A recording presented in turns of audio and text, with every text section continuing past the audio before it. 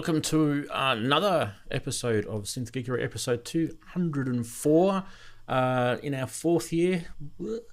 No topic today, just we're going to shoot the breeze about a few things that have come out, and there's probably a fair bit of meat in that, let me tell you. Big hello to everyone who's joined us for the first time. Don't forget to subscribe. Don't forget to give us a bit of love, a bit of a thumbs up if you need to. All these things still mean things, so don't get lazy. Anyway, let's say hello to everyone that's here. One person missing, but he's promised he'll be here.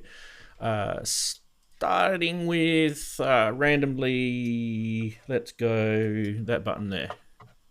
Yay! How's your week? Good afternoon, good evening, good morning. Hi, everybody. Right, what's my week been like? I've been spending my children's inheritance this week. Not only did I buy the Micro Freak, which I should have bought years ago. I realise that now. Yes. I bought the Zoom to go with the Micro Freak. Ooh, and I did all of this before, but this turned up as well. Ah, lovely. Lovely. So it's really small. Yeah. But the effects on that sound lovely. Rolka. All I've done is mess around with some of the 16 presets that are in it at the moment, but it's all I've done all week, actually. But yeah.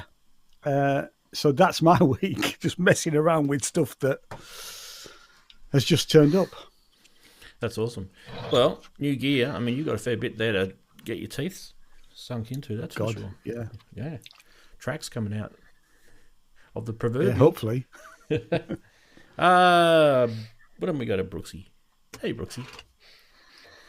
Good afternoon, good morning, good evening, good night. Oh, sorry. Right. Yeah. Hi, everyone. Hope we're all well. My week has consisted of no new gear whatsoever. In fact, I can't remember. The last new bit of gear I bought was, I can't remember now. Oh, it's quite a while ago. Because I'm waiting and everything's so expensive and I've never got any money left. But yeah, quite envious, Ian, of those little boxes which you've picked up, the Micro Freak and the S1. I bet that S1's great. I quite fancy having a look at that myself. I've got an SH01A. Yeah, I've always wanted a 101, and I was thinking the Behringer, but actually, it's really cool. I always think that the SH01A, if they took those stupid slidey things off the side and just put a little effects unit in there instead, it would have been so much better. But anyway, that's me having a rant. Not done an awful lot with music this week. But I'm off to Grace's later on. After this, we're doing a jam for Hardware Jams. And someone switched the air conditioning on. Whoa! Right, so that's me. That's me. Did you get like a little power surge there? Did you? No, there's a big drone coming from somewhere. I know it's Drone Saturday, but there's a couple of people that have joined. So it could be one of those people that have joined. Okay. Let me see. Who could it be? There's definitely sound in the background, isn't there? Wow. Which one could it be? Yeah, who did that? Chris. Is that you doing that? Can you hear me? Yeah, it's you. It's the background from you. We'll do Chris in a sec. Darren, let's go to you. How are you, mate? Good morning, good afternoon, good day, good night. Pretty much like everyone else, really. Not done anything, just pretty much chilled. Nice and warm over here as well, so I think most people are making the most of the sun. Lovely. But other than that, just nothing to report. No new gear. Do you need to put some sunscreen on the side of your head there, or is it just cloudy outside? No, it definitely is bright blue. Yeah, I could definitely need something up that side. Yeah, it's bright as. You've got this like massive contrast. You look like one of those yin yang symbols. The thing is, if I've shut the blinds in, it's too blooming dark, and I don't want to put the lights on. So, I forgot. Yeah, nothing to say apart from the video out last week with some sort of lovely, nice views of sort of trip out or holiday out we had. So, where was the castle, with the track with it? The castle outside Carnarvon Castle. Carnarvon. Castle, You know, I that. thought I'd been there. Yeah. Yeah. Carnarvon Castle. Yeah. There's definitely no and then castles in just the strip Carnarvon you can see. in our place. There is a, yeah. You can see Snowdon as well, which is unusual because most of the time it's been, cloud covered. But yeah, if you look, you can see Snowdon just to the right as you're going down that road. You can just see the peak. So yeah, but other than that, no, it's been quite a quiet week, and no gear either to even mess about with. Yeah, there you go. Easy to deal with. I've done all of you guys. I haven't done Andy, who's just Hi, snuck Andy. in. Hello, Andy. Hi, Andy. Hey everybody, how's it going? Andy, How's the week been? Howdy ho. Usual things, lots of work, and I did buy a few things as usual, which I shouldn't have. But some of it's, we were talking about granular last week, and I've been using granular stuff on iOS for probably 10 years at least. But just found some other apps that are pretty clever. Just digging around. There's one other apps. Brambos has a new app. It makes a lot of cool booklet type stuff for iOS, as well as classic 303 stuff and all that. And some other weird stuff like that. And then, hey, I picked up the DX7 Mark One. Actually didn't pick it up yet, but I bought it. It was only $400. Wow. The only problem with it is the volume slider is a little scratchy. So if I can't clean it, I'm going to replace that. But that's an easy repair. So yeah, $400, not bad. So Fantastic. I'll make Robbie happy. Another DX7 on the wild. So because I have a TX7 and I have a TX802 and I have a bunch of other, 4-operator stuff. TX81Z. I can't remember all of them. Of course, the FS1R was just one of the really cool ones. But yeah, so OG DX7. It'll be fun. Fabulous. And who snuck in? Going to sell yours? What's Ranzee? that? Weren't you going to sell yours, your DX7? It's I haven't listed it yet. I'm when I get around to it, I will be listing it. Yeah. I haven't. Yeah. There is some information about DX7s that we'll talk about in the price watch. So I think it's probably a good segue when we do that then to talk about mine anyway. Sneaking into StreamYard, I should say, is Chris. Hey, Chris. G'day. Hey, Chris. Can you hear me? Hello? Can you We hear? can hear you fine, yes. Excellent. How about, is it better than before? Yeah, there's no more With the background noise. background hum? Yeah. Okay, what about when I do that? Yeah, that That's probably distorts. super loud. Yeah. Okay, good. I know where the levels are. New mixer. Okay. Experimenting with a new mixer. Oh, you got it. What did you that's, get? Yeah. I just got the Behringer 802S, the streaming one. Very small and takes up no room, so I'm happy with it so far. It seems to be working quite well. Fantastic. Yep. Does that give you I just need to put in a... Does that give you any more than 2 Sorry? inputs, or is it 2 inputs, or? Yeah, it's 8 inputs. Oh, okay, cool. Nice. Some of them USB? are a bit sort of multiplexed, but you just work with that. It's fine. Yeah. Just doesn't have the mute, but I'll rectify that. Yeah, you can hack it. Mind you, I I can hack it. will warn you, it's SMC in there. So if it's the one I'm thinking. Oh, of. SMT. Yeah, I've already opened it up. Ah. You're allowed. I will be avoiding all of the nasty SMT electronics. Yeah, don't avoid it. Don't avoid it. There's a pod. Fantastic. Yeah. Anyway, it's a new mixer, and I also have a new module, the Pony VCO from Befico, which is a little 4HB oscillator with the it's just a little mini oscillator with octave switches and different waveforms and a wave folder, and it's quite a cool little thing.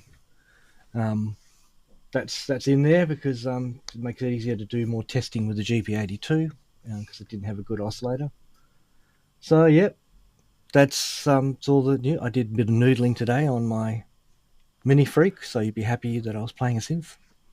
Not that we like play the synth police or anything. No, but you always encourage me, and I admit I had to pull it out to repair something on it, and that led to a successful repair followed by successful noodling. So, however you get there, that works. Yeah. Do that. Look, can I just say right. something? Just on this. No, it's very important. I've got to get it off my chest. I just wanted to say how much like Frank Zappa you look. oh God, I see. In a good way. In a good way. Yeah. Magnificent Zappa moustache and beard. He's probably a little less darker in real life. It's just that HDMI connection that I've got. I've been mucking around with the levels, but you look like you've got black hair at the moment, but you don't have black hair in real life. Okay, Yeah. it's purple, obviously.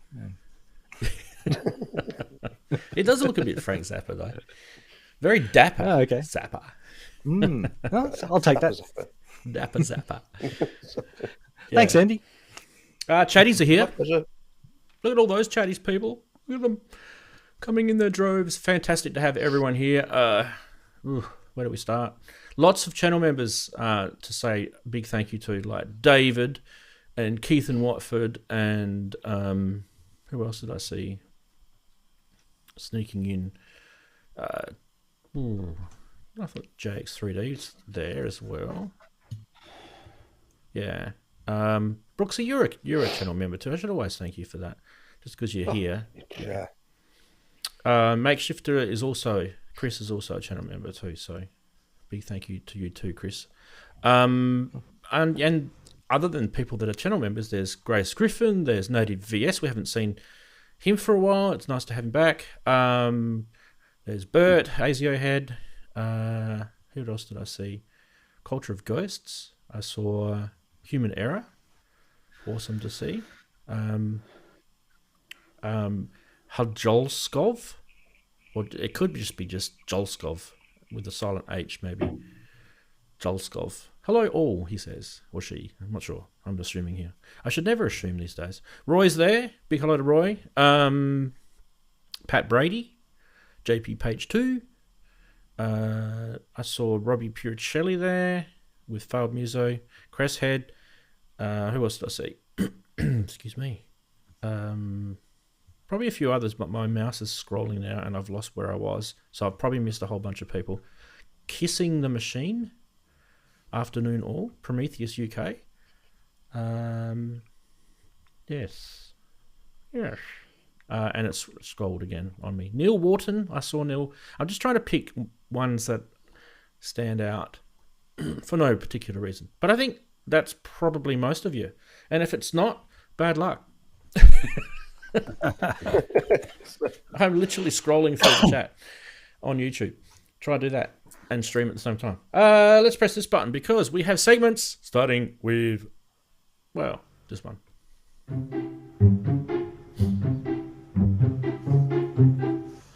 Couple of old and a couple of new coming through. I think this has done the rounds before, but it's still funny. So JX3D put this one up on, I think it was Discord during the week. By the way, we always say stuff about Discord, right? And we never ever go like this. There you go. There's a Discord link just below. So be happy with that and use that at your own risk. Anyway, let's go back to here and press a magic button that goes next. A child's voice changer and an adult's voice changer.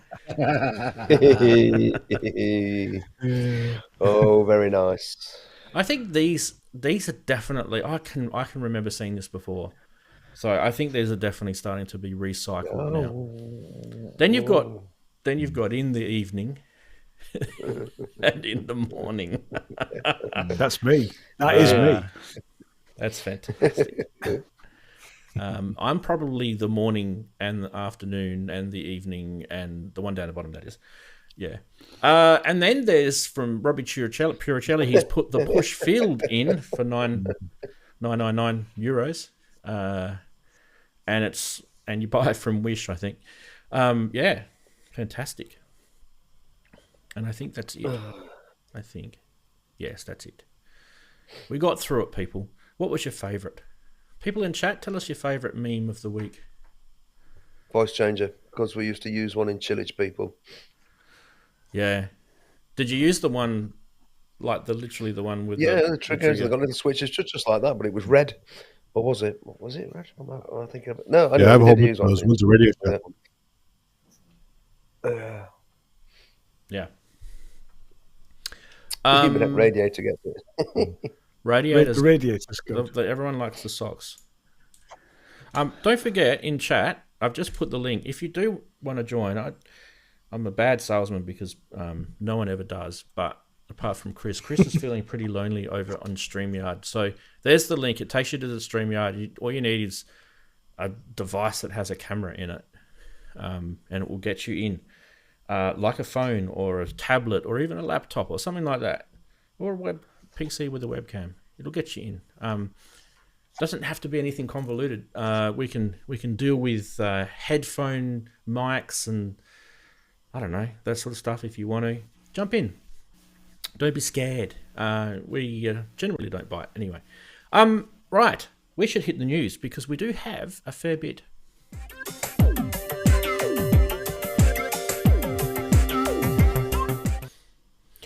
Starting with this big dropping announcement, Ableton kind of timed this just after everything cleared the dust, didn't they? You know, they thought, we'll just wait for Superbooth to finish before we pull this one out. I think a lot of people knew about it in the background and had their NDAs all ready to fire, basically. But yeah, what is this? What is this indeed? Well, why don't we have a listen to what they tell us first? I think that's a good start, and then we can come back and have a chat. And maybe it shouldn't be muted. That might be a sign.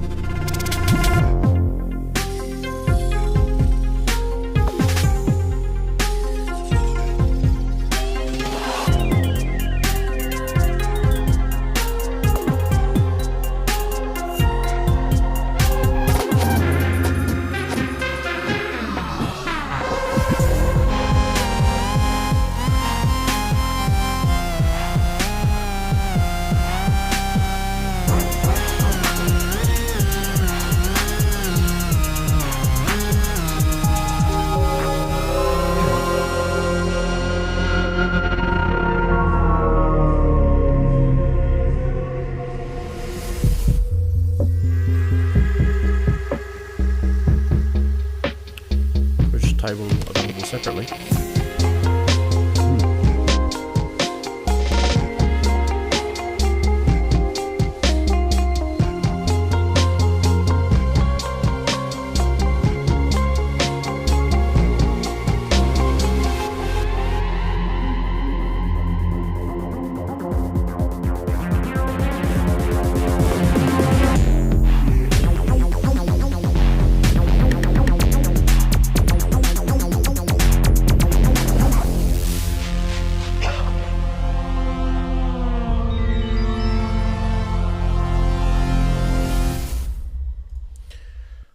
Standing ovation. What a great little video that was, hey? What a great little video.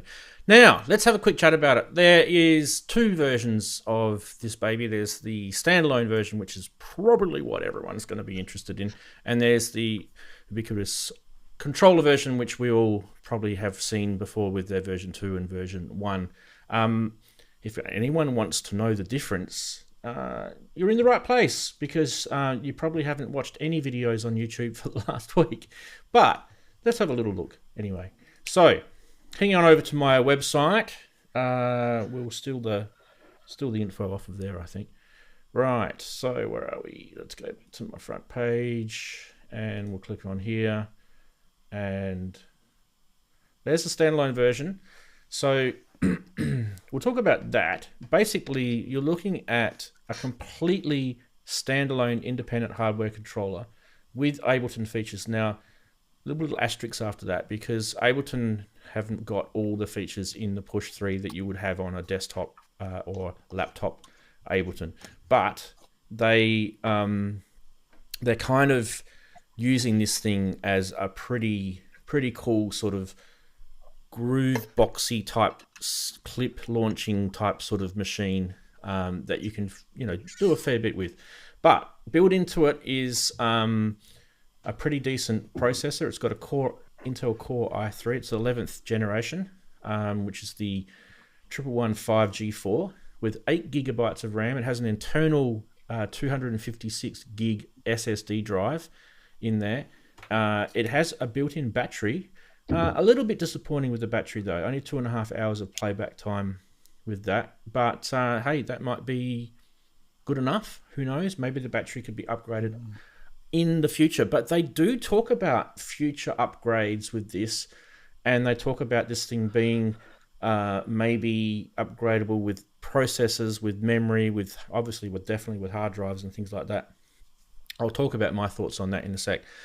You got a controller version, which is the same as the previous versions, except with all the new features that the Push 3 will bring with the connectivity and the Ableton updates. So you basically have to plug this into your PC or your Mac with a USB cable, and then you can use it just like you would. But the cool thing about the controller version is that we can actually upgrade this to a standalone version later, and I'll talk about that in a sec. Probably the big thing that we need to talk about is this expressive touch part. You saw it in the video. It's got the MPE implementation, and it's got 64 pads with XY movement, and they're multi-directional with, you've got sort of pressure sensitives, and you can slide your finger across in an XY fashion, and that can give you kind of some really interesting nuances. And you can do that with things like effects like you saw, or note effects, expressive controls, that sort of stuff. So that, I think, is going to be a big hit with people. I think a lot of people are very interested in that. Connections on the back. It's not the best graphic, that connections graphic, I don't think. Try that there. You are looking at 2 outputs for a pedal. So I want to go here first, because that means you can control it with foot switches and pedal controls and all that sort of stuff, as you would expect.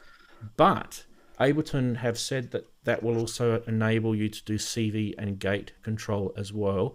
And inbuilt into Ableton Push 3 is the ability to sequence through the pads CV control, which really starts to tread on, like Akai Force type products. Connectivity wise, you've got your USB C, and you've got your USB type A. So the USB C is for your connection to your host, and also the USB A is connecting like a MIDI device to it, like a MIDI controller or something like that. Keyboards, MIDI through the TRS type 3.5mm connections. Someone is popping into. There we go. Beautiful. We've got Dave in there, so we'll put him in. What else we got? ADAT. This is something that a lot of people were bringing to my attention during the week. The SPDIF connections on the back there for ADAT in and out gives you another 8 channels. So this Push will also be a hardware audio interface as well. And I believe with the hardware audio interface side of it, you get up to, where did I write it? I wrote it somewhere. Up to 10 ins and 12 outs or something like that. Where did I write that? Somewhere. I've lost my page. I forget where I wrote it. Yeah, so there's a decent amount of connectivity with audio interface type stuff as well. Right, let's go back to us. While I try and work out how to get back to there. The other part of it is the upgrade kit that I was talking about before. So the upgrade kit you can purchase for $15.99. It's available later in the year, and it will give you the ability to upgrade your controller version to a standalone version. They give you all the bits and pieces that you need to upgrade. You don't need to go and find a screwdriver or something like that. I believe it's got everything in the kit. So yeah, There's probably a stack of a lot more to talk about this, but let me just go to me for a sec. I'll just finish with my thoughts. So I hope they haven't used the rubberized paint that they used on the previous versions of Push, because that would just be a real shame. Second one is, how much is this similar to an Akai Force?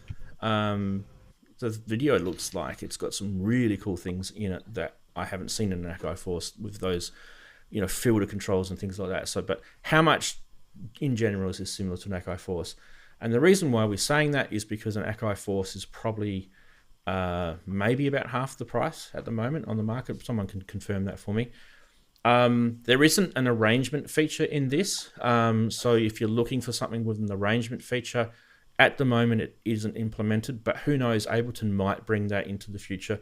Maybe when they refresh the hardware again later on down the path, I'm not sure. One thing I was, on a positive, I noticed that they've got an M.2 type style hard drive. So it comes with the 250, this is for the standalone version, it comes with the 256 SSD drive. I don't think it'd be too much of a stretch to increase that to a 512 or 1 terabyte without too much drama, but it may not. I'm not saying it 100%, but it may not. They're the kind of thoughts I thought about. Prices, $14.99 for the controller, and I think these are Australian dollars actually. $299. Brilliant. Actually, sorry, I do apologise. These are Australian dollar prices. $14.99 Australian dollars for the controller and $299.9 for the standalone. You guys might want to confirm what that is in your local country. Someone else can tell me what that is. Who wants to go first? Talk about Push 3. This is going to be a big topic, I think. Brooksy? That's not Brooksy. Why does Brooksy look like you? Yeah.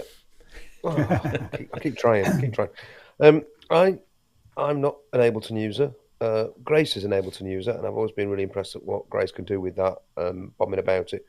But Grace doesn't have a push, so that makes me think it's an added luxury. It seems expensive for what it is, but probably those people who are in that world will probably say it's absolutely vital. You've got to have it. So maybe it goes with the territory. What irks me about what I think the UK price is about £1,400, isn't it? It's something like that. 16.99 for the standalone and 879 for the. That's a huge amount of money to not come with a full version of Ableton with it. Yeah. Now, maybe the thinking is that most people are buying it have already got it. They're already Abletoned up to the limit that they want it, and therefore it would be, because it's not going to cost them anything, is it, to actually stick a download license in there? No. I was a bit irked by that. I was thinking, if I'm gonna invest in that because it looks like a fascinating device, I'd want to know I was getting a full copy of Ableton with it, not just Ableton Lite or Ableton Mini or whatever they call these cut down versions of it. I think that's a bit skinflint of them, really. But yeah, I agree. Anyway, yeah, and interesting about the comparison with the Force. We don't forget that it was Akai that originally designed the Push, wasn't it? Akai designed the Push in conjunction with Ableton. Therefore, there's obviously cross-pollination, and then they go and put out the Force, which is obviously related to the Push, and so it's going backwards and forwards. The two devices must be somehow interrelated. I don't know exactly how, because I've never used either of them. So, yeah. Well, I mean, originally Akai developed the original Push, the first one, for Ableton. So that was where that marriage happened. And I think as a result of that, Akai got a lot of intel about how Ableton software worked. And that may have then led them down the track to making the Force. So, because the Force has got very similar sort of features to what Ableton Live does. But I will say that the arranger and things like that are way different. but the clip launching and things like that is. But yeah, who else wants to talk about this? Don't let me steal the show. Can I just? Ian. I mean, I only wanted to talk about the MPE element actually, because Yep. you know I am not the Groovebox guy.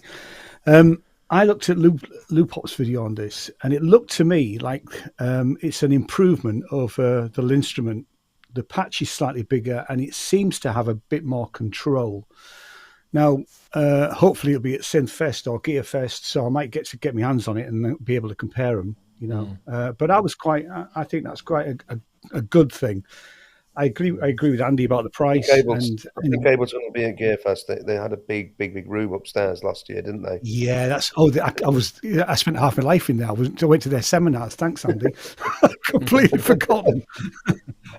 Yeah, so I will get my hands on it then, because I'm going for both days. Yes, if it came, I mean, last time I used a full version of Ableton was in version 9. I have got Ableton Lite, but I don't really use it. I do use Max for Live elements in Max MSP, and I think a lot of that's really good. I'm not quite clear about how integrated the Max for Live devices are on this. So they are. Yeah. I think that there was a Q&A asked about Max for Live. I can't remember which website it was on. It was either Gear News or Synthtopia or something like that. But you'll find it there, and they do talk about what sort of elements of Max for Live are going to be usable on there, and apparently there's quite a bit. So there will be some restrictions though, because some Max for Live devices, could render that thing completely useless, depending on custom development. One thing I forgot to mention. If it came with a full version, I might be interested, but because I am interested in buying the Ableton Live suite at some point in the future. Well, obviously, with you having 9, you're not going to have MPE on 9, so that's going to have to be something that you'll need to look at if you're going. Yeah, and I did, because I had the 60-day trial for quite a while, and I did do quite a bit of the MPE stuff at that point. Then obviously the trial ran out, and it's quite a chunk of change really when you don't. If it was my main DAW, no question, but it wouldn't be. It will never. It'll be my third choice. Right. So, and I'm not liable to use this sort of thing live, if I'm honest. You know? Well, I mean, but the MPE thing does interest me, and I know that Roger Lynn has said that he's had a bit of a snip at the moment. I think it was one of the guys at PSN was saying last night in the chat room that Roger Lynn had a bit of a go and said that Linstrument players are real musicians compared to, which I don't know the full details of that, and that seemed a bit off to me. But as a Linstrumentist, it might be. I'm quite interested in this because I think it might be better than what I've already got. Not that I'm going to change the Linstrument anytime soon. Yeah. The last thing, I think this can do multiple iterations of an MPE device, which the Linstrument can't really do unless you're doing it with a laptop. If I go and use the Linstrument live with an iPad and maybe a hardware synth, I have the choice to choose one or the other. I can't do both together. And I think this can do a lot more iterations of different things, which I have to say is very exciting. Yeah. Well, if MIDI 2 comes out, that will solve a lot of issues with MPE as well. Hopefully. The VST side of things is the other thing I forgot to mention. It doesn't play your plugins from all your favorite VSTs. It will only play the I believe the only type instruments that it will play VST wise are the Ableton ones. But there's a stack in there. So there's some great ones. Yeah. And with the new version of Ableton Live that's coming out to bring push sort of further, there's some new things in that as well, just even instrument wise. So what I was going to say quickly is Dave's joined us in streaming. Hi, Dave. So we thought we should just jump across Hey, David. and say hello to him. Hey, Dave. How are you, mate? You good? put on a black shirt. Yeah, I put on a black shirt because I wanted to match with Chris. 'Cause he does Hi, sharp David. today, man. I was like, wow. Not Going quite on that Zappa though, mate. stream. Looking, Sorry, I've got the can't mouse on slack the off eye. now in the little corner. Yeah, doing good. Getting ready for drone day. So I think we all are slowly learning what that is, aren't we? So I made a drone and a video. So our local group's doing it. So Good. Are you Then going I to found out- chuck one up on? Are you going to chuck one up on Hardware Jams, Dave? Go on. maybe I can chuck that one up. Yeah, maybe I can cheat. Yeah. No, it's fine. Drones are hard to make. You know, they just kind of go on. It's like, how do you stop this? Where do you stop? Yeah. 4-minute mark. And You then press you the got to stop try to button. make Press the stop button. yeah. How do Walk I end away. this? Forget you left the synth on. It's like a big Just tape the mess. key down and walk away and come back. Yeah. It's like I won't hijack the show much longer, I promise. But it's like, you know, you make a thing of ramen and you just start throwing whatever in your refrigerator in there, and it's like it either goes, it can go one or two ways, you know. So, but it's fun. Don't I'm eat it excited to after talk 30 about days. That's for sure. I have some thoughts on this push, so I'll Yep. shut up now. But thanks for giving me my minute of fame. You can tell us your thoughts if you want. I'm happy for you to say that. Okay, well, all right. First thing, who doesn't love a company trying to push the envelope and trying to satisfy, you know, what their users want, right? I think it's really cool. We're putting money aside, right? Financially, and then how they set this up, having to have the software, no third-party plugins. It feels like an ecosystem to me, and I'm pretty anti-ecosystem. As purely a musician, you know what I mean? I do not like feeling like someone's sucking me into a way of doing things. Even though I see the benefit, it's great. So the more they go down this road, actually, the less chance I'll ever use Ableton, because I feel like if I come in, you know, the first thing people are going to say, well, you can just get a push 2 and everything. I'm like, but now I know you have MPE, and now I know you have this. So it's super cool for the people that operate like this. I'm not thrilled about the costs, but I guess if that's all you do, if the Ableton is your thing, it's probably not that bad. But I would get a Force. I think I said it on your Discord, Ranzee.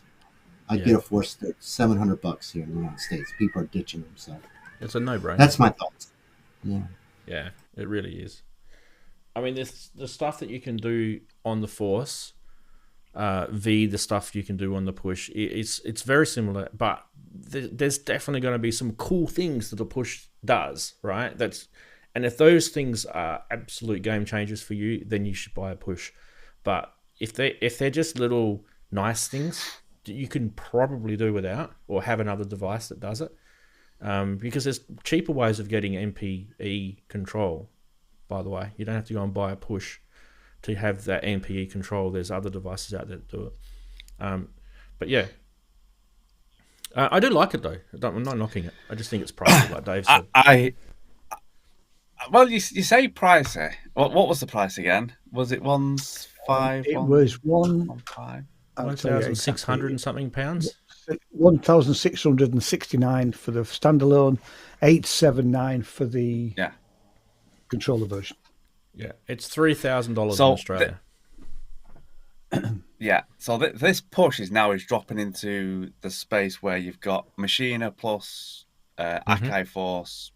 Obviously, you'll have this Push 3, which I said 5 years ago that this is sort of what I wanted him to do.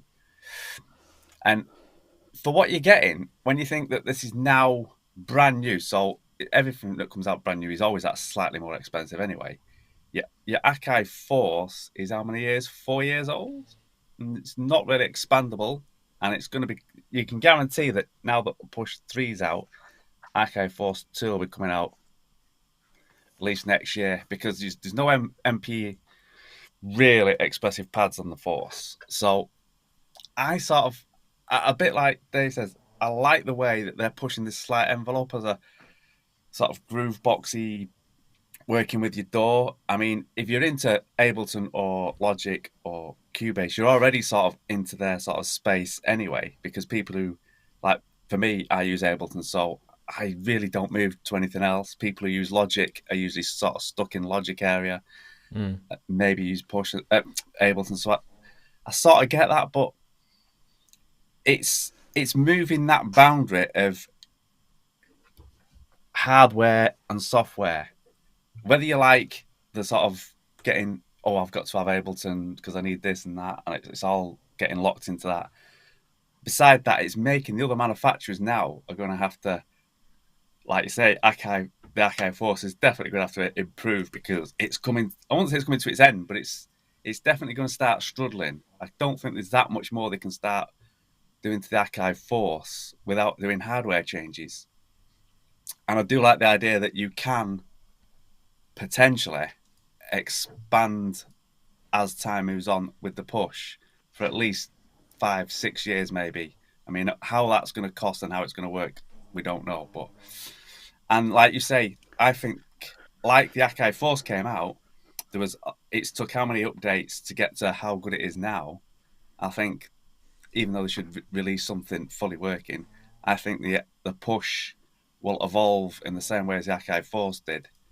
So I quite like it, and it is expensive, but I sort of see the point, because it's a new device with this really good MPE style of pads, and it will come down a little bit. So I sort of see the reason for it being expensive. And if you like say, if you're an Ableton fan, well, yeah, it's definitely something. Oh, and by the way, Andy, if Grace wants to try a Push too, I've got one she can lend.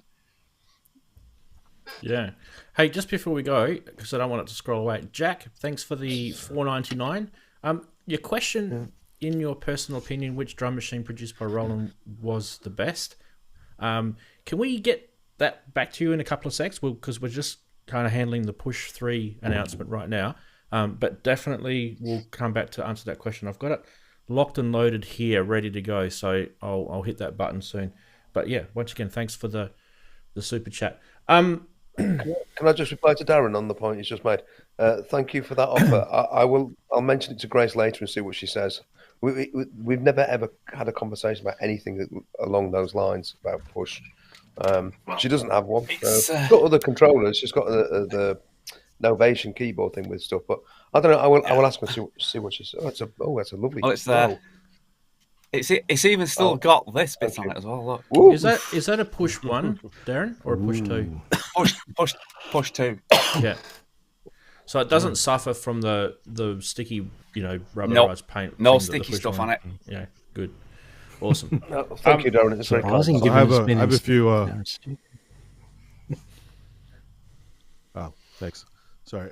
Yeah. So obviously, I'm a huge Groovebox fan. I have a Force which I use occasionally because I'm not a huge fan of the interface, although it does a hell of a lot. And of course, I'm a Machina Plus super user because it's one of my favorite things I've ever bought in the last few years. But it doesn't work with third-party plugins either. You need to use Machina app to use third-party plugins. Akai Force doesn't use third-party plugins either. You have to buy add-ons for it or use their free ones that come with the system updates. So none of these have third-party plugins on the go. That's just a given. You have to tether it if you want it in tethered mode as a laptop tethered device. That's fine, and that's why I'm a casual Ableton user. So this is not like, I have to have this because I love Ableton. I do like Ableton, but I'm also mostly DAW-less. But this thing is very, very cool. The MPE is nice. The expression is good. I mean, there's that funny thing I put it in the chat. It's a trolling video for the Push 3, which is pretty funny. People are goofing on it, but it actually Ableton stuff sounds really good.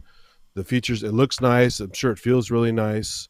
I haven't used a Push 1 or Push 2, but I have plenty of other similar devices. But Machina Plus didn't come with the app either. So if I want to use it with my laptop, I have to buy Machina Plus app. And I understand why Ableton is charging for this because, it's for the suite. It's normally $800. So I mean, they're not just going to give away $800. Now they could give you like a deal, maybe $400, which was probably a smart thing to do, but I don't think they're doing that. So that's one of the options they could have done. But for them to give away an $800 program, I wouldn't expect that at all. Because the hardware itself is not cheap, and it has these new features on it. So there's a bunch of things coming from different angles, but this is kind of a no-brainer for me if you're an Ableton user and you like tactile stuff. And I'm still looking at it fairly seriously because it is a pretty cool device. But I'm so into the Machina Plus right now, and the Force once in a while. It's like I don't need a third crazy controller / standalone device right now. But in the future, it looks like on the Force, you have to buy synths and stuff now as well. So they're locking into their. I mean, I bought that pack. I bought that pack on sale because it was normally $400 or $500, and around Christmas time it was down to $200, and you get the FM plugin, and you get a piano library, and you get a bunch of other stuff, which is really nice, but you had to buy it. Yeah, just like the all NPC these companies keys. are all locking you in, whichever way you look at it. They're all pulling you in some way because that's where they make the money, and that's what they want. So, but a lot of these other things don't come with things. People think, oh, I should have got all this stuff with it. No, a lot of these guys aren't doing that. So if you know the market better, you'll understand that they're not doing anything totally outrageous here. But I can see why some people are mad because they just don't know the product line. So. And you have got a choice now between quite 3 or 4. Yeah, you're muted. You have got a choice now, so it's not like this is the only one on the market. Sorry. Okay, Ranz, that was it. I don't know if they're mad, Andy. I just think that they're disappointed that there wasn't one who pushed the envelope to say, hey, this can load any VST, within reason or something. But yeah. Well, you can if you dock, but that's every controller like this. None of them use third-party plugins. You have to use a laptop of some kind. Exactly. Yeah. But overall, what would you guys, we'll wrap it up now with the push, but overall, what would you rate this thing? I mean, were we expecting it? I think I was. It was just a matter of when. But have they done a good job? Has this got features that you would think, they've innovated it? What would you rate this? 9 out of 10, 8 out of 10. What would you rate it? Where would you rate it? 7, 6, 7, 7. Yeah. I'd go 7 too. Go for an 8. Hard to say without trying it, but I would say fairly high. Yeah. I'd say an informed 8. I'm going to go 8, and I think the battery to me is the big one that's letting it down. The 2.5 hours is pretty piddly. They should have thought about that. But you can still plug it in. Your Force, you can't even. You've got to power it anyway. That is true. You can't even. So another comment though is it runs. It's a proper PC. It runs really hot, so that's why the battery doesn't last. Yeah. It's a lot of juice in that thing. Yeah, that's true. It's got a Core i3 in it. Yeah. I mean, I can't even remember. The guy was saying, I can't put it on my lap because it's so hot. One of the reviewers, he goes, don't put it on your lap. You'll burn your legs. Wow. Okay. Yeah. It's got a big heat sink underneath it, hasn't it? They were saying. It's like the old Apple laptops for a while. They had heat problems. Yep. And they said, we don't call it a laptop. We call it a notebook. Like, I don't burn your lap because it's too hot. Come on, Apple. All right. Well, it set my notebook on fire. Let's get to Jack's question, because I think we can insert this now. In your opinion, what is the best drum machine by Roland? I'm going to say TR8/TR8S. I'd go TR8S, not the original one. Yeah. No, the 8S. Got to be the S one. My brain went back into the dim and distant past, and I'd forgotten about the TR8 and TR8S. And I mentioned the R8 was the one that I always thought was a brilliant machine. I played with one at Academy of Sound up the road here. When we used to have music shops, we were having a conversation about that the other night, weren't we? Can't go to music shops anymore. Sorry, Ian, but I know you can't. You can't. Yeah, I loved it. It was expensive. It was expensive, and the pads were touch sensitive at the time. I just thought it was fantastic. That was always one that I went. Obviously, there's all the old vintage analog ones, but they're stupid money, so you could almost put a big red line through those. But I think on balance, you'd have to go with the TR8, TR8S. The R8 is quite nice actually, and they have that new hack box too, so you can add circuit bending to it with a little card and a little control surface. That makes it really cool. Okay. Have you got a TRA-S then? Sorry, an RA. Yeah, I Andy? picked up a beat up one. I wish I had one in better shape, but I it does think I work. remember showing it. It was Once- looking a bit manky and the paint had got a It's bit. pretty. Yeah, it needs some work, some love, and some affection. Yeah. Mine's still going. I did that name that synth on the R8 last year. Yeah, it was awesome. Oh yes. That was yeah. really It's good. thanks, man, thanks. That was definitely like, I mean, it wasn't my first drum machine, so I didn't essentially learn my chops on it, but it is definitely the one that sort of expanded my sort of drum programming to that next level, because you could just go so deep on the R8 the R8. Although I do notice that when I bought it, I didn't really use a lot of the inbuilt sounds. I immediately got an electronic card and a dance card, and was frustrated yeah. that I couldn't put Yeah. both of them in at the same Yeah. time. Yeah. Come on, man! The Come jazz on, I stuff. need both of them. Yeah. It's like, The so R8, the classic modular, I early- think had more yeah. slots, didn't it? The modular. Yeah, I think it version did have had an extra. more, but Had an extra. obviously, slot that was for- it was just a sound expander. So Yeah, Yeah, that was yeah. a bit frustrating, I but other than that, think we had one of forced you those to be a little bit HP. more economical with Indeed. songs and Yeah. stuff. But yeah, so that's soft spot in my heart for that. But in terms of just raw power and goodness, it's got to be the TR8S, I think. Yeah. Yeah. This is a fun one too. The old Boss DR110. You get the basically 606 Oh, yeah. sounds, but you also have these tactile buttons to play with the funny graphics on it Mm. and battery powered. So Funny. there you go. Yeah. Yeah. Oh, I love the old stuff. I had an old story about having to pay a phone bill, having to sell one of those things, like not that one, the Dr. Rhythm. I had to sell it to a pawn shop because I couldn't afford to pay my phone bill. It was a sad moment when I was This one, young. the 202. Yeah. Yeah, this one. Yeah. Anyway, that's a Can great we question chuck in a mention? from Jack. We're gonna go back to the. All right, I'll shut We got to up. go back to the news. We've got to finish and remember. Where were we? There. So we finished talking about the Push. There's a couple of nice little photographs of the Push. There's a little upgrade kit. And there's what you get in the box. There's the back of it. Let's talk about this. This is the latest controller from Arturia. It's called the KeyLab Essential Mark III. And there's a little video. Yay! I like little videos. Oh, that's muted, isn't it? Of course. Of course it's muted. Nice greenhouse.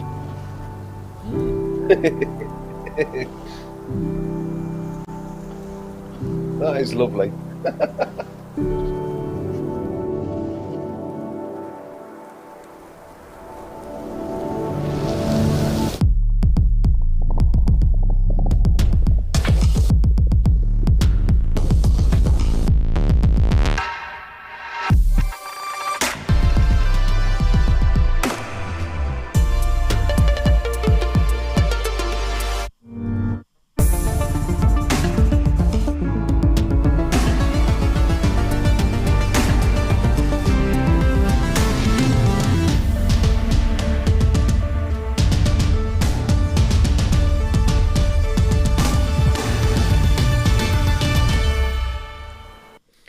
So let's go back to this. It's the world's first eco-designed MIDI controller built to perform better, produce less waste, and reduce carbon footprint with 40% recycled plastics, 100% recyclable packaging, and the reduced carbon footprint of 18%. If it makes you feel better, then that is good for you just to get that controller, just because you feel like you've tickled the whole, save the planet stuff. Other than that, let's talk about the real stuff.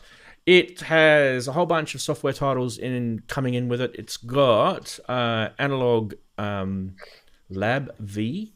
It's got Ableton Live Lite. It's got UVI Model D, which is a great software synth. It's got the Gentleman from Native Instrument, which is a piano, grand piano type thing. It's grand piano, stand-up piano. One of those type piano type sample things. Really good. It's got a subscription for Melodics for 40 lessons, which is really cool, and a 2-month subscription for Loop Cloud. Sorry about my dog snoring in the background if you can hear it. It also has compatible with MCU and HUI controls. There's up to 6 presets for customization. One of the cool things about it is that it will link in with a whole bunch of DAWs because it has built-in scripts with it. So you've got Ableton Live, you've got Logic Pro, you've got FL Studio, you've got Cubase, and you've got Bitwig. Nice to see Bitwig getting a nod in there. Hardware-wise, you're looking at either a black or a white, and a 49 or a 61 key version. Now, key beds. A lot of people are saying, what about the key beds? Well, don't forget, this is entry level, but it doesn't have aftertouch, so we'll get that out of the way, but it is entry level. But they do have a fairly nice velocity sensitive, premium quality hybrid piano feel type key. There's 8 pads that are touch sensitive and pressure sensitive. There's 9 rotary encoders, 9 faders. They're 30 millimeters if you're wondering how big they are. 8 transport switches, 4 command switches, and 2.5-inch LCD display with contextual buttons and real-time feedback on the tweaks and control. So you'll get that sort of touch the control, and it shows you what's happening on the screen. Built-in features like multi-mode arpeggiator, chord mode, scale mode, hold function, and semitone transpose. Connectivity, it's got a USB-C port on the back. I think there is a picture of the back of it here. Yeah, down the bottom. Not very much connectivity on the bottom. You've got a foot switch for sustain, expression, and I don't think it does anything CV or anything like that. And a 5-pin MIDI DIN for output. Some thoughts first from me. The Mark III brings some nice features to the table, but it needs to be understood that this is an entry-level controller, so there are cries, as I said before. It's, where's the aftertouch? Why don't you guys bring aftertouch? That is why, because Arturia won't be bringing it out on this. They want you to buy their more higher-end controllers to have all those sort of features in there. Price-wise, it's pretty damn good. $219 for the 49 key and $269 for the 61 key. Thoughts, guys? Who wants to go first? I'll go first. Okay. Let's go, David. Give me a sec, David. I'm going to full screen you here, and then we're going to go. Boom, you're in. When I started with one of those Arturia, one of their earlier controllers with their software, and I used it all the time. I think this is amazing value, just absolutely amazing. And for how I do things, I could always find a use for it. Now I've got the Analog Lab. I don't know which version I'm on. It's really a no-brainer for an entry-level person who is going to compose it all with a piano or needs that kind of controller. The sounds are brilliant for what you get. You got perfect integration. It's just, this is what makes Arturia such a force in the industry, right? That they can do this, and they've invested so much in this ecosystem. If you're, like you said, if you're advanced and you've got a lot of tools and you want to pick at it, you're not going to be super excited. But it's one of those things people don't get excited about, but it's really a great, I mean, look, we talk about Behringer all the time, right? Everybody gets excited about a mini Moog clone with 4 voices for whatever you pay, $300-400, and you could have this if you have a computer, and it just destroys it versus sound. And I'm not. Last thing I'll say, I'm as much as I love the aftertouch, and I think me and Chris were just talking about this offline. As someone who writes and stuff, velocity is way more important. Still, way more important. If you push comes to shove. So that's it for me. Beautiful. Nicely said. Put you back there so you don't miss out on what we're doing here.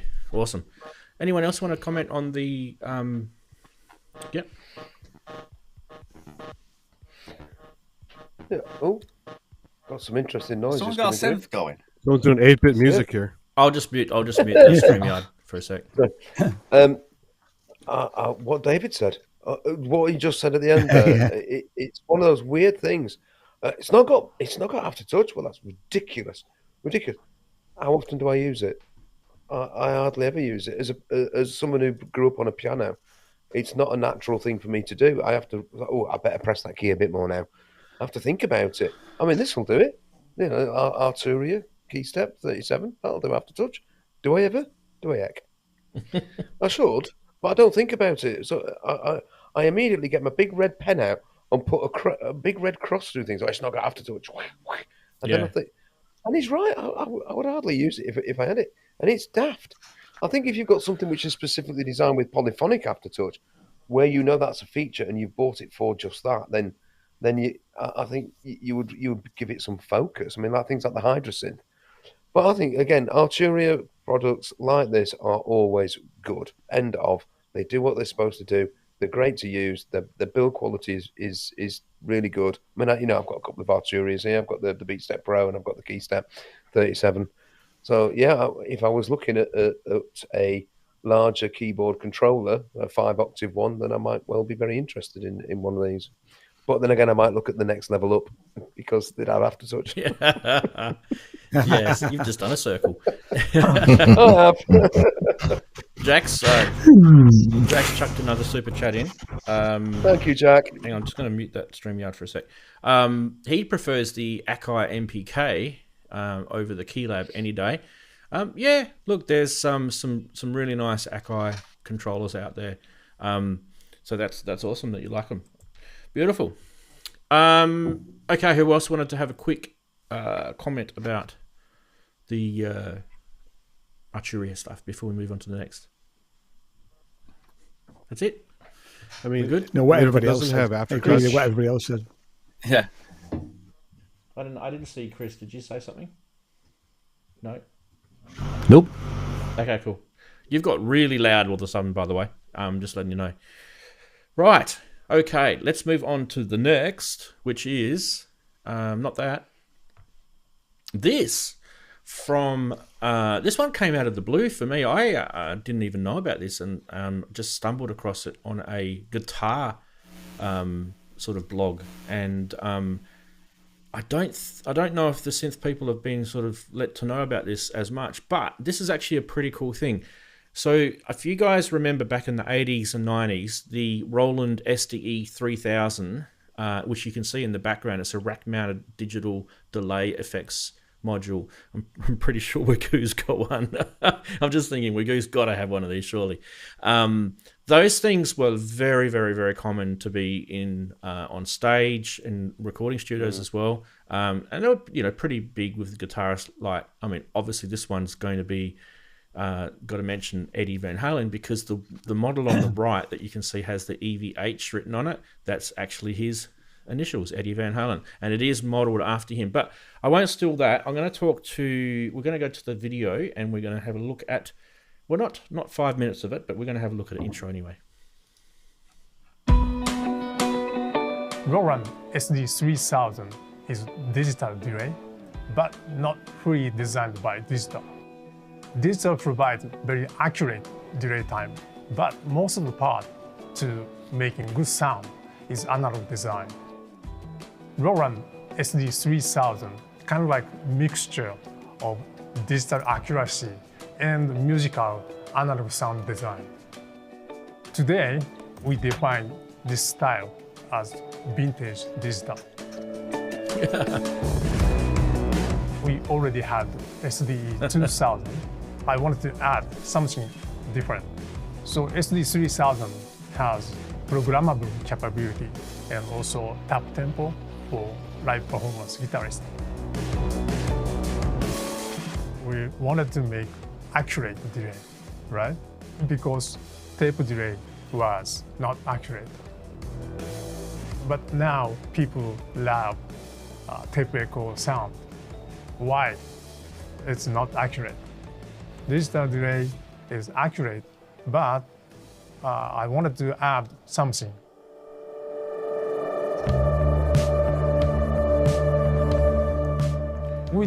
All right, so he starts going on about it for ages. There is a sound example in here.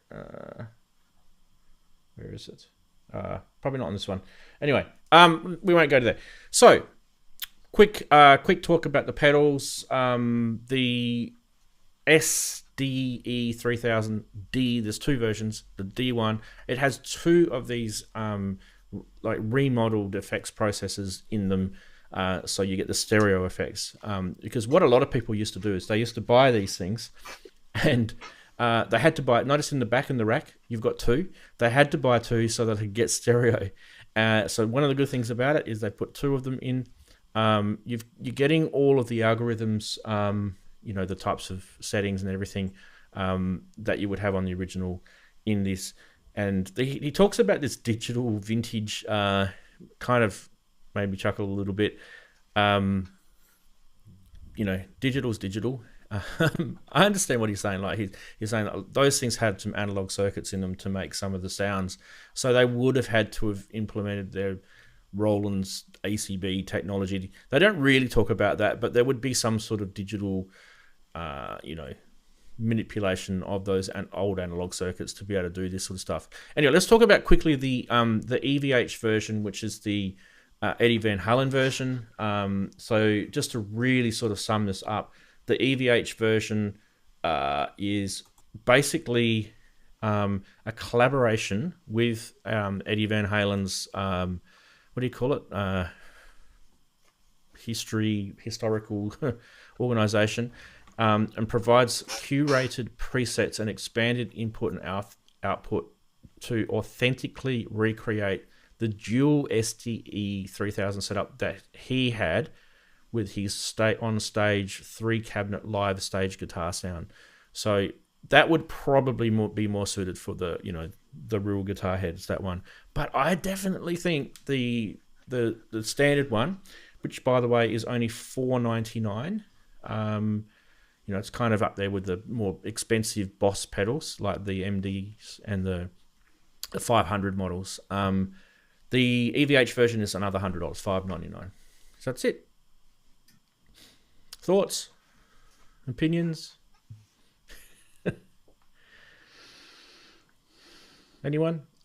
Bueller? Nice. Hello. Nice. Sorry, it was not to like. Amazing. Great. Yeah. I don't think I'd be paying extra money just because it's got some funny stripes on it and EVH initials. But I think it's great. That's what it meant by it. It's not got knobs, but it's got the up and down things. They've gone for the real sort of authentic replication of what the original delay line unit in the rack mount was like. Yeah, it's funny. I'm probably gonna get shot down in flames here, but I much prefer digital delays to analog ones. I agree. Analog ones just, they sound nice occasionally, and most of the time they got in your wick. I'm sorry, I prefer digital delays. Go and put me in the heretic corner. That's fine. Well, the SDE had this phase like audio thing in it, so it layered sounds on top of the delay.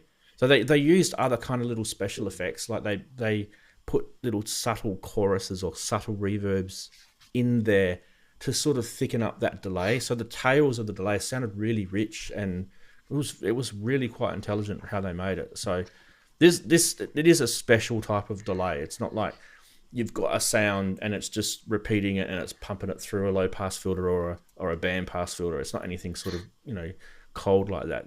There's some niceness about it. Quickly, I've never used. Sorry. No, you're going in. I was just going to say I've never used the original. It's quite a lot of money, isn't it? For what it is. Am I playing devil's advocate here? For a pedal, if I was going to spend. Sorry. Like you say, it's quite a lot of money for a delay pedal. Just a delay pedal, yeah. I'll be honest, I would be putting that money towards a microcosm, but that's a whole different ball game. I don't know the original, so I better shut up. That's right. I'm with you, Ian. There, I'm like, it's you're into Strymon. That's the original. But you say 500. Yeah, that's it. There, that's the baby. Yeah. And it's quite common. If you really want that as a stereo delay, then yeah, people are going to buy it. Like you say, it's great, but Very. It does have a real sort of 80s sort of feel to it, the top of it, like Brooksy said. Obviously, that front part, it slopes down. But, yeah, I can see people really digging this, especially guitarists. But there's the Eddie Van Halen version. It's got the stripes on it. Look, it's not just the stripes. There are some, different... Can you give us software. the price again, Ranz? $4.99 for this one. The US dollars. The D model, US dollars. And $5.99 for this one, the Eddie Van Halen version. Extra $100 for the stripes and the Eddie Van Halen badge. Yeah, I mean, it's funny. It has the Frankenstein stripes on it, but without the red, it doesn't look right. I mean, the Frankenstein's all about the red. Yeah. So, yeah, I think I need to go back and sample that bit where he talked about vintage digital. I thought that was like, yeah, that's almost going to have to be a meme. I think that one. All right. Fad likes it. He liked it, definitely.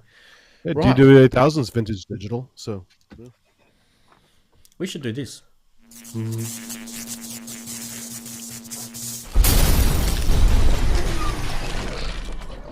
I do have potentially one scammer one this week. So hold your thoughts for a sec.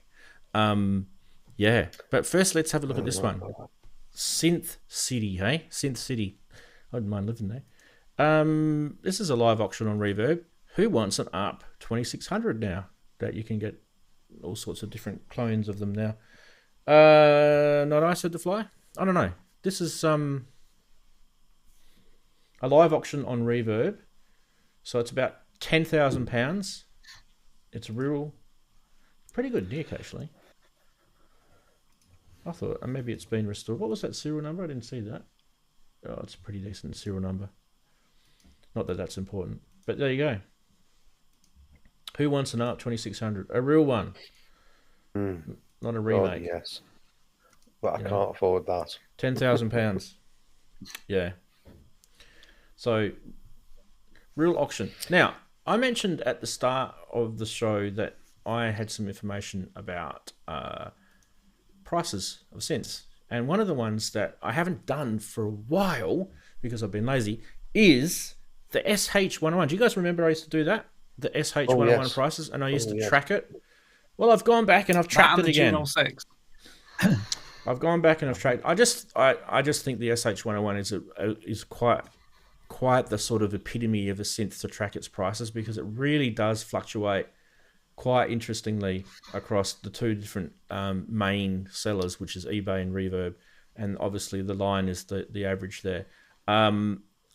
The interesting thing, I guess, here is the prices are in Australian dollars, are they, Ranz? They will be, yeah. They'll be in Australian dollars. Yeah, okay. So halve it for your pounds. But geez, like January on Reverb, over $3,500 Australian for an SH101. That was an average too, by the way. So there might have been a whole bunch of sales. So how I do this, by the way, if anyone's wondering, is there's a spreadsheet that I pull all the sale data in, and then I'll create.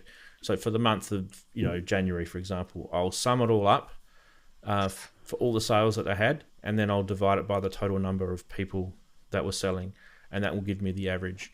So I've also got one of these that I'm going to do for DX7, so I'll probably do that next week. So there was some comments about DX7 at the start of the show.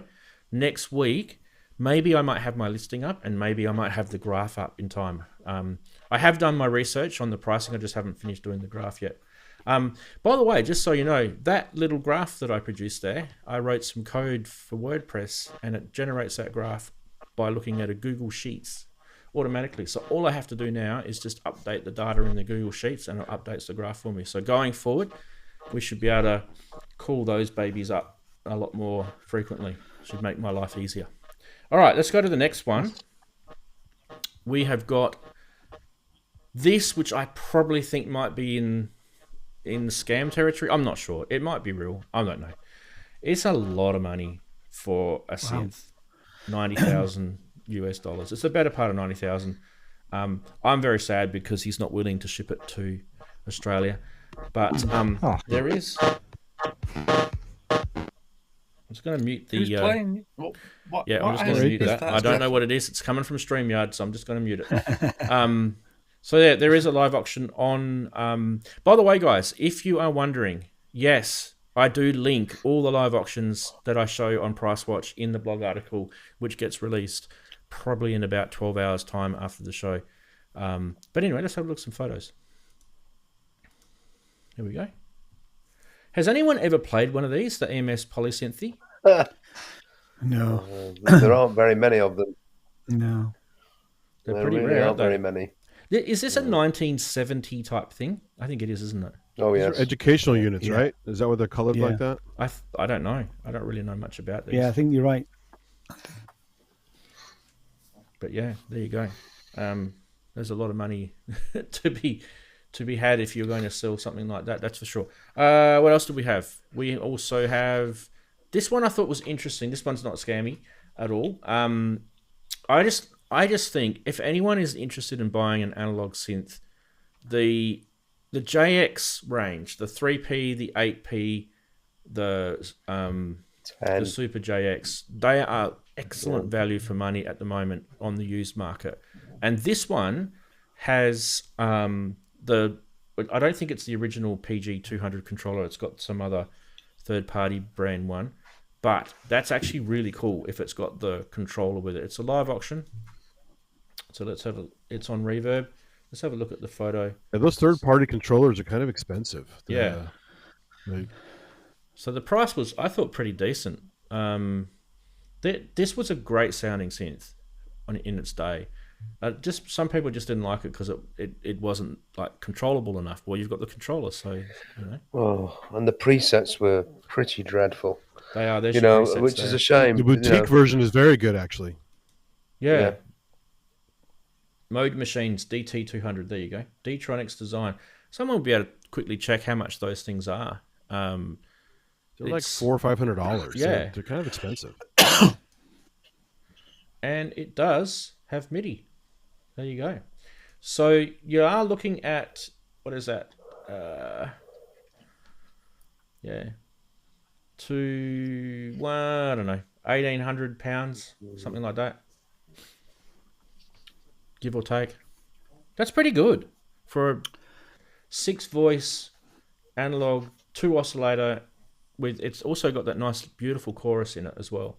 So I think that's definitely a good price. So do check that one out. It's on Reverb. What else we got? We have this, which is a vintage Roland. This one's on eBay.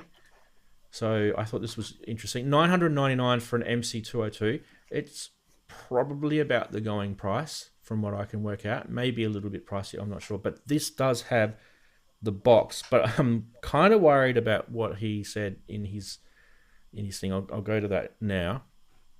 So I'll just hover over it. So you do get the original box, and some people really like that sort of thing. They like having, original boxes and that.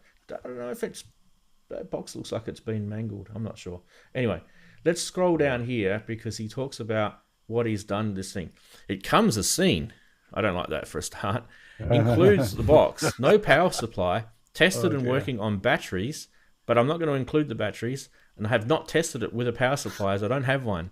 See all the pictures. It functions as keys are working. Some edge bleed on a display. So it's got buyer beware written all over it, I think. But you never know. It might be okay. He loves the box though. I can tell you that. There we go. There's a better photo. My favorite is powers up but don't know how to use it. So that's look at the LCD bleed that he's talking about. That's pretty bad. That will need a complete LCD screen replaced. But these are actually a lot of fun. So this is basically an SH101 as a groove box. Almost. Yeah, there's a few things that it didn't have. What else we got? Yes. No. Oh, wow. If you ever want to play New Order Blue Monday, now you can for $4,000 Australian, or nearly 5,000 Australian. Oh God, help us all. Right, let's have a look at this. This is probably what these things are worth, to be fair. That is in really nice condition. It's been serviced. All the switches and everything have been deoxided according to the listing. But yeah, a massive looking thing, isn't it? Hey, and all it does is make drum sounds. This unit contains a rechargeable battery for memory data retention. Wow, interesting. Got to power it for a minimum of 14 hours to allow the batteries to charge before memory retention can be guaranteed. Yeah. Nice use of power there, isn't it? Anyway, love the little pinstripes, the blue pinstripes. You guys remember those? Hey, who wants to go and play Blue Monday now? Oh, yes. They're very noisy to play, though. If you remember the video I shot at Synthplex where the guy's banging away on it, they're super noisy. Yeah, they are. They are. Yeah, they've got lots of hissy sounds coming out the back. Which they're just a smack. The hitting the pads are hard pads, you know. Oh, you mean the actual buttons themselves are noisy? Yeah, just you can't be quiet in a room with it. You got to pound on it. So. Yeah. Yeah. Well, I mean, don't forget, 4,700 is Australian dollars, so halve it for pounds and somewhere in a little bit higher than that for US. So it'd probably be around the 3K US, I think. If that would be right. I'm not sure. Anyway, Price Watch, what was your favourite? ARP 2600, EMS Polysynth, ARP, JX3P, MC202, or DMX from Oberheim? ARP. It was lovely. Just can't afford it. Yeah. It was lovely, wasn't it? Although the EMS, I'd love to have a go on one of them.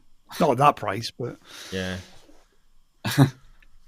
pretty rare those things. I bet they don't sound very good. I bet that's why there weren't very many of them. I've no idea. I've never heard one. No, I could have sworn there was a video. I forget the guy's name, the EMS guy, the older guy. I think he might. Is he passed on now? It's been a while since I've seen him. Zinoviev. Yeah, Zinoviev. Peter. Yeah, he died a few years ago. Peter Zinoviev. Yeah. Peter, that's him. Yeah. I could have sworn there was a video around 2013, 2014 or something, and he was showing this. It might still be on YouTube somewhere. He used to get involved in that sort of stuff. His music's really interesting. There's an album out you can get of a double album, which I bought. Yeah. It's really, really good. Well, it's sad that he went. He was a lovely guy. But yeah, obviously they don't make these anymore. But yeah, that was the... Where is it? Let's have a look at it again. That's it there. It's a really interesting looking synth. It's a big brute. I just love the primary colours. Now that I've shown it on the show, Behringer will put a post up on their Facebook saying that they're going to make a clone version of this. Yes. And what did the chatties say? I think a lot of them thought the Polysynthy was pretty good as well. Yeah. I mean, geez, you could do the DMX just on samples now anyway, so... Yeah. There's no real point in getting one. You can actually download... I'm not sure if it's still there, but there was someone who downloaded the binary data that were on those...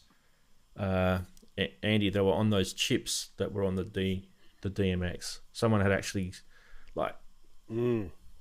zipped it up, and you could download it. Yeah. Wow. Interesting.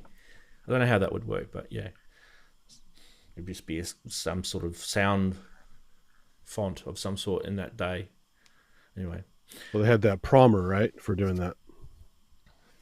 So. Yeah. I just remember, we were looking at cryptography when I was doing computer science years ago, and I was having an argument with one of the professors that he was talking about seeds and things like that with random generators, and I said, why don't we just use noise, a noise audio source as a seed for random generation? And he was like, no, you can't do that. I'm like, why not? Have you seen the waveform? Yeah, it works great for sample and hold. So yeah. So then he asked me to implement it in some code, and all I did was I just binary captured a bit of noise from a wave file as the zeros and ones, and chucked it into my little program. The cryptography, it did a little private key sort of algorithm thing, just the stuff that you do at school, right? And it worked. It worked. I don't know whether it was what do they say? Crackable. What's the word with keys? It's not crackable. It's I don't know what they call it. There's a thing that some certain private algorithm for keys cryptography, whether they can be hacked or something. It was a word for it. I forget now what it was because it's been cracked, wasn't it? Not cracked. It's like it's not cracked.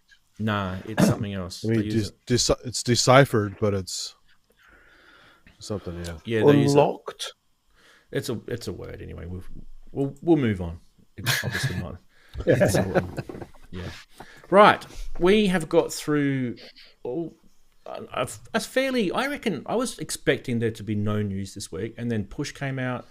That Boss pedal came out. Well, I thought, wow, we got some decent news this week. So, yeah.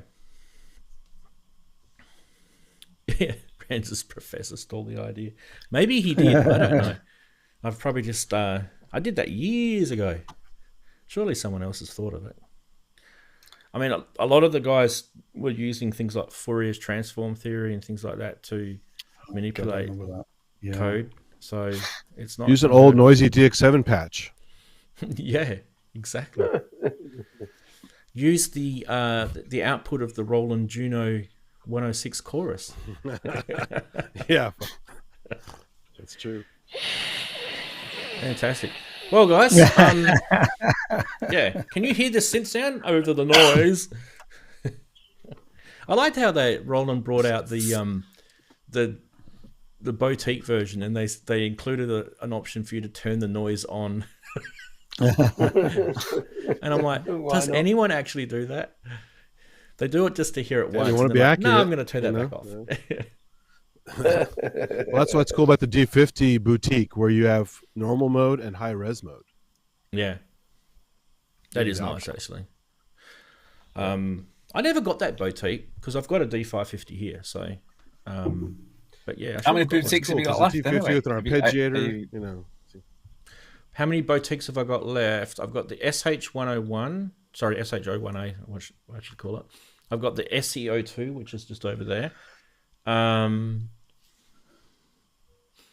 think that might be it, because I got rid of the JX03. I got rid of. Did you get the SEO2? You didn't get that one? I've got the SEO2 here still. I sold. I had a spare SEO2 extender box thing, so I sold that. Right. But I've still got the original one. Yeah, be careful with that. I tried to run that off a battery bank, and I fried it. Had to replace it. The extender box.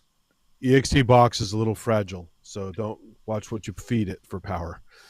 Okay. It comes with a really tiny little power supply. Like it's literally like that size.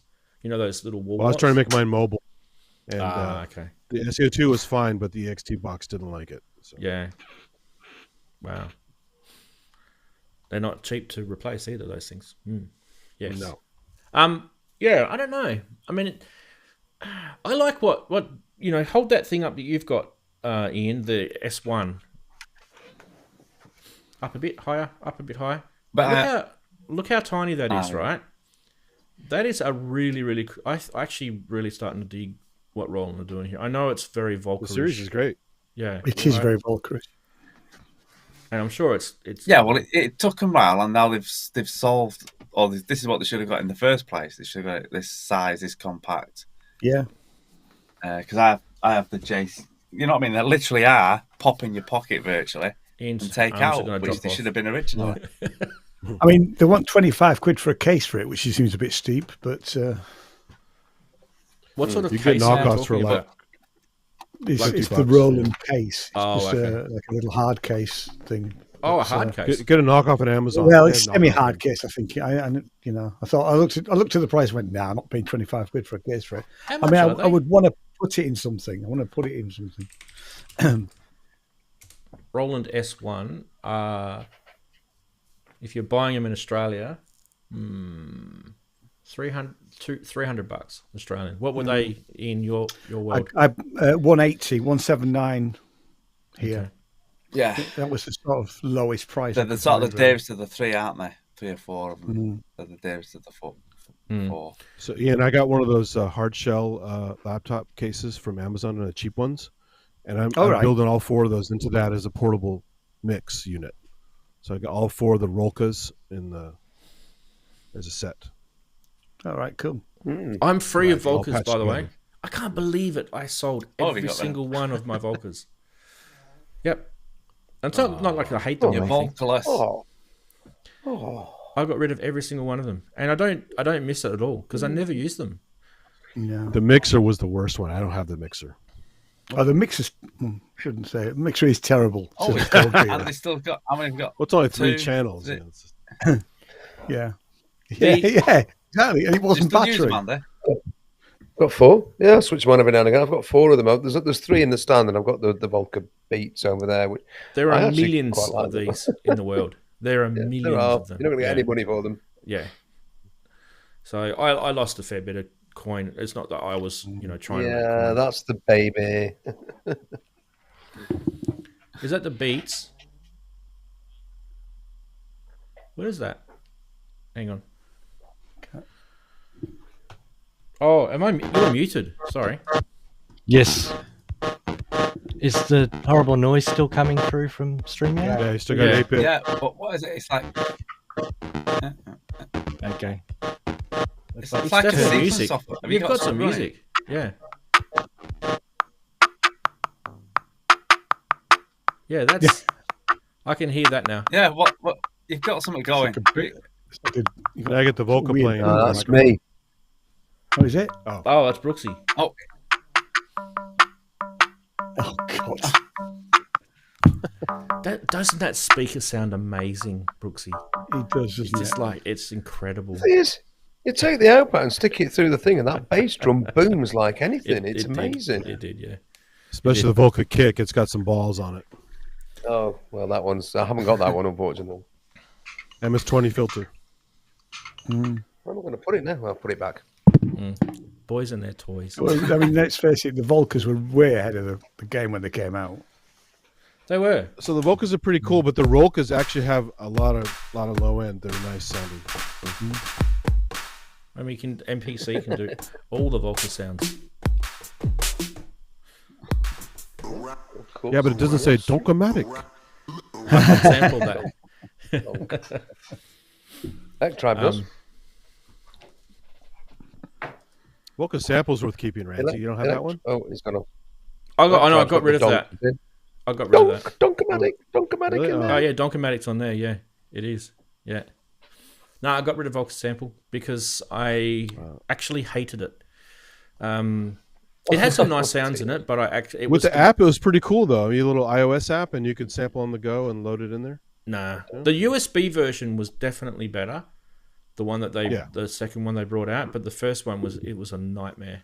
It was. If you had the Retro Kits cable, it's fully addressable as a proper. Yeah, I've got the Retro. I had the Retro Kits cable. Yeah. But even with all of that, I thought it was a complete nightmare. Like it should be, if someone's going to bring something to the market, the ecosystem of being able to put samples on something, if it's a sample player, should be so dead easy. It should be something that, like the amount of times that I tried to get the phone cable to work, it was too loud, it was too soft. But there are things that cost 3 times or more the Volca sample and are much harder to use. That is true. Yeah. The usability of it was nice. The money, it was okay. Yeah. Once you actually got the samples on there and you started making your little sequences, it was cool fun. It was cool. Yeah. But yeah, not for me. But I am probably going to sell this as well. The Polyend Tracker. Yeah, because I actually really like what they've done with the new one. It's smaller. It's portable. So maybe I'll get the small. I don't know. There's someone will buy that. And by the way, it seemed nice. Yeah.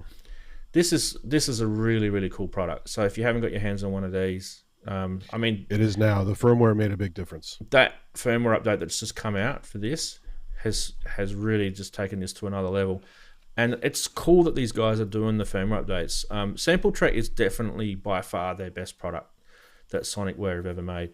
Because the Livin stuff is cool. It's got its own little sort of, cool part. But I think the Sample Track is just such a unique and well thought out product. A lot of people have been whinging about some of the things that didn't have at the start, but they're getting there. Just give them a chance. I mean, it was a Kickstarter. Yeah. It was a Kickstarter. You got to remember that. It wasn't like a full-on product launched like what, these big companies do. It was a Kickstarter. So, yeah. How much are they now? They're only like a couple $100, aren't they? The Sample Track. So nice. I thought they were about Sonic 400. Sonicware, Sample Track. Is it the price on their website usually, isn't there? $429 is the price on their website. Ooh, that went up a bit, didn't it? Those people that got it on Kickstarter are laughing. That's for sure. Oh, I thought, when it came out, it was always been about 400 and some. What did we pay for it on Kickstarter? A bit less. A lot less than that. Well, the big jump was the S2400 because you muted down 950 there. up to like 1600. I am Sorry, Darren. I was just saying it cost $220 on the Kickstarter, and then there was an import duty to pay. I didn't pay import duty. Look at you, I did. Something called Brexit goes on. Of course, yeah. Stupid wankers. Oh, Sorry. it's in yen. That's why I don't know how much it cost me, because it's in yen. 37,700 yen. The amount of money those idiots have cost me, I could burn them all at the stake. Sorry, I've got it off my chest now. I feel so much better. I don't think it cost me that. That's not true. I don't think that's right. Anyway, I think that's what it costs now. Anyway, who cares? We are finished, people. We're going to finish the show. Big thank you to all the Sorry, chatties. I really brought the tone down there. No, Andy, no. Oh, speaking of S2400s or S1200s, SP1200s, there's a nice little plugin that's just come out. I don't usually do plugins on the show, but do check it out. I think it's Isotronic that do it. They're doing the the SP1200 sampler thing, and they've got the whole 8-bit 12-bit model sort of stuff going through the algorithms. Apparently it's pretty good, and it's only like €30 or something to buy. So right. If you're into that sort of stuff, it might be cool fun to play with. Anyone else want to quickly say something before we finish? Because we've got to go. Really. No, I was just going to say, have you got a list of? I was going to say, have you got a list of what you're not going to sell, Ranz, or have you just? No, I've just got a list of what I am going to sell. And I did this spreadsheet back in, I might have been late last year, and it's still sitting there. And there were things at the bottom of it that I didn't get a chance to list on that first lot. There was something like 40-something products that I listed on the first lot. Wow. And there's only 2 left, which is a mixer and a... Holy moly. Which is weird. The last one that I think should have gone ages ago is a Korg Chaos Pad Quad, which is like a little, Chaos Pad. Oh yeah, effects I have that thing. The 4 colors. The 4 colors, yeah, which has got 4 effects in it, which is pretty cool. So I forgot where I put it. I have it somewhere. And I've looked at my price; it's the cheapest price in the world. So I don't know why that hasn't gone. And then the stuff that I'm about to list is the second round. So there's like the DX72 FD will go on there. Not sure. Probably put the Korg Electro 2 sampler on. I don't really use that enough anymore. And your tracker. I've had it for years, so the Polyan tracker's probably going to go on there. Yeah.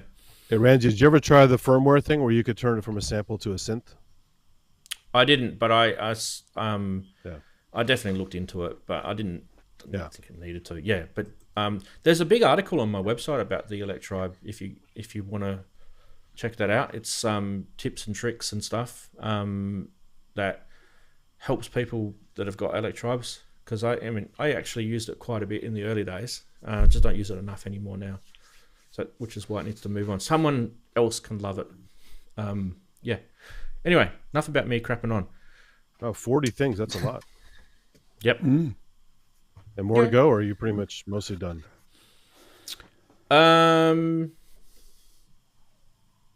I've got about, how much have I got left to spend? I think it's about $6,000 Australian, so about £3,000 that I've got to pay off a bill that I've got. So there's still a fair bit. Most of that stuff should knock that out though. Once I get to that bill being paid, then I might slow down. I don't know, but there is still, that list means that I still don't really want it, so I might just keep going until that list is empty. Quick So one. not counting your modular, how much more do you have in that room? Like 30 things or what? Ooh. Probably another 20 items. Yeah.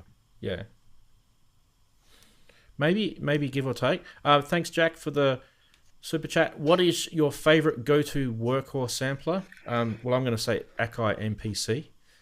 That's going to be me. That's an easy one. We'll do a quick one. Emax 2. Emax 2 from Andy. Roland Organelle. W30 and the Bitbox. So Organelle Yeah, the from computer. Ian and Andy. What Brooksy? What did you say? The Bitbox and Roland W30 just for old time's sake, and because I learned me sampling on that, and now the Bitbox. I'm getting more and more into the Bitbox in the Bitbox is good. and Chris. rack over there, in that rack. E2S. I'm Electro. still stuck on the E2S. Yeah, I'm still stuck on it. Electro. Nice. It's a good. Works It's a for great me. sampler. Yeah, works well. Beautiful. Awesome. All right, we're going to finish the show. Thanks very much, everyone, for being part of it. Thanks, chatties. Thanks for the super chats to everyone. See you later. Bye, Enjoy the rest of your everyone. week. Take Don't care. forget to press record. Bye. Bye.